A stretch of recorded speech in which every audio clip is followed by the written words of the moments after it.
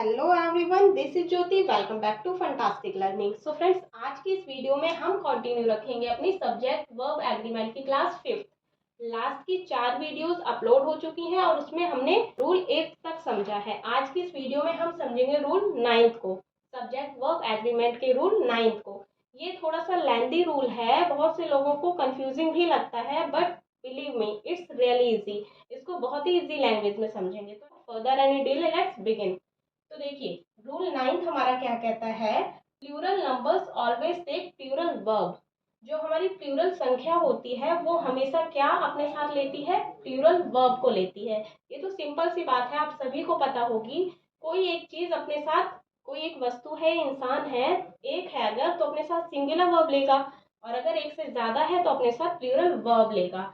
तो ये तो नॉर्मल सी बात है। इसमें लिखा है plural numbers always take plural verb. देखिए एग्जांपल, जैसे 100 boys are in my class. मेरी क्लास में 100 बॉयज हैं, मतलब 100 लड़के हैं। एक से ज्यादा है तो यहाँ पे प्लूरल वर्ब यूज हुई है, आर का यूज किया है हमने, राइट। ये तो हुई सिंपल सी बात, बट क्वेश्चंस यहाँ आगे से बनते हैं। आइए इसे समझते हैं। नोट देखिए क्या लिखा है, आप सभी को इसे नोट भी करना है। If plural noun is used after cardinal adjectives. सबसे पहले तो कार्डिनल एडजेक्टिव्स हमारे क्या होते हैं, 1 2 3 4 एंड सो ऑन। ये जो हमारे होते हैं, ये सब हमारे होते हैं कार्डिनल एडजेक्टिव्स, राइट। तो आइए इसे समझते हैं।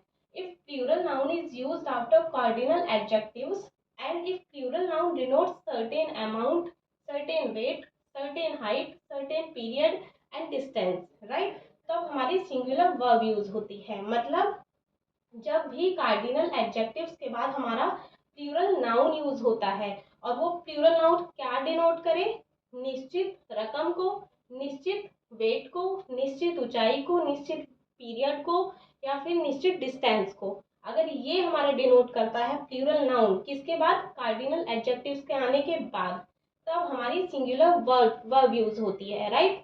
आइए इसे एग्जाम्पल से समझते हैं। जैसे 100 rupees is in my pocket. मेरी पॉकेट में 100 रुपीज है। 100 रुपीज हमारा क्या हुआ, सर्टेन अमाउंट हो गया, राइट। सर्टेन अमाउंट हमारा क्या हुआ, 100 रुपीज। तो हमने क्या यूज किया, सिंगुलर वर्ब यूज की। या फिर हम ऐसे भी कह सकते हैं, in other words we can say that plural number used as a singular unit will take singular verb. यानी अगर प्लूरल संख्या को सिंगुलर यूनिट के रूप में प्रयोग करें तो हमारी सिंगुलर वर्ब यूज होती है। क्या, यानी कि अगर हम प्लूरल संख्या को सिंगुलर यूनिट के रूप में प्रयोग करें तो हमारी सिंगुलर वर्ब यूज होती है। मतलब 100 rupees is in my pocket, क्या समझा आप सभी ने, मेरी जेब में अगर 100 रुपए हैं तो वो क्या डिनोट कर रहा है, सर्टेन अमाउंट को। तो इसलिए हमने इज यूज किया है यहाँ पे, मतलब जो कि हमारी क्या है, सिंगुलर वर्ब। एक और एग्जांपल देखिए, 10 miles is a long distance to cover on foot. मतलब इसका मतलब क्या हुआ, जो हमारी 10 माइल्स है वो एक लंबी दूरी है पैदल तय करने के लिए। तो 10 माइल्स हमारा क्या डिनोट कर रहा है, सर्टेन डिस्टेंस को। तो इसलिए हमने यहाँ पे सिंगुलर वर्ब यूज की है, इज आया है। तो देखिए 100 rupees is in my pocket and 10 miles is a long distance to cover on foot. ये सब इसलिए क्योंकि यहाँ पे निश्चित रकम की बात हुई है और यहाँ पे निश्चित दूरी की बात हुई है, इसलिए हमने सिंगुलर वर्ब यूज की है, राइट। एक बार और देखिए, if plural noun is used after cardinal adjectives and if plural noun denotes certain amount, certain weight, certain height, certain period and certain distance, तब हमारी सिंगुलर वर्ब यूज होती है, राइट। अब देखिए एक चीज और आपको ध्यान देने वाली है, इसे देखिए, बट कार्डिनल एडजेक्टिव्स के बाद प्रयुक्त प्लूरल नाउन से अगर अलग अलग यूनिट का बोध हो या कराना हो तो इसे प्लूरल माना जाता है और प्लूरल वर्ब यूज होती है। क्या समझा, इसका अपोजिट। अगर कार्डिनल एडजेक्टिव्स के बाद जो हमारी प्लूरल नाउन यूज होगी वो अगर डिफरेंट डिफरेंट यूनिट का बोध कराए या डिनोट करे तो उसे प्लूरल माना जाता है, और उसके साथ क्या यूज होती है, प्लूरल वर्ब। आइए फ्रेंड्स, इसको एक एग्जाम्पल के थ्रू समझते हैं। जैसे 100 rupees are to be distributed among the students. मतलब 100 रुपयों को छात्रों के बीच बांटा गया है, राइट। तो यहाँ पे देखिए बांटने की बात हुई है, डिस्ट्रीब्यूटेड की बात हुई है, तो हमारी प्लूरल वर्ब यूज हुई है। क्यों, क्योंकि 100 रुपीज क्या शो कर रहा है, डिफरेंट डिफरेंट यूनिट को शो कर रहा है, क्योंकि पैसों को बांटा गया है, सिंगल सिंगल यूनिट शो नहीं कर रहा है।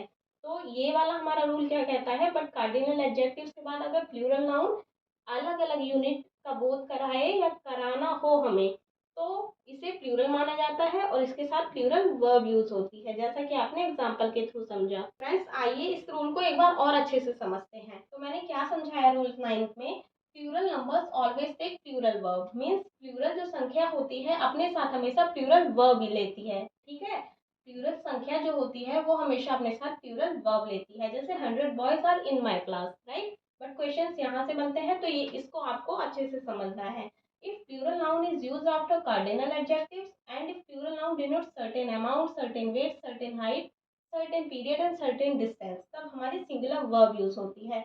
अगर कभी भी कार्डिनल एडजेक्टिव्स के बाद मीन्स 1 2 3 4 5 6 इन सभी के बाद हमारी जो प्लूरल नाउन यूज होती है, और प्लूरल नाउन क्या डिनोट करती है, निश्चित रकम को, निश्चित वेट को, हाइट को, पीरियड को, डिस्टेंस को, तब हमारी सिंगुलर वर्ब यूज होती है। जैसे कि आपने एग्जांपल में समझा, 100 rupees is in my pocket and 10 miles is a long distance to cover on foot. यहाँ पे सिंगुलर वर्ब क्यों यूज हुई है इसे आपने यहाँ पे समझा है रूल में।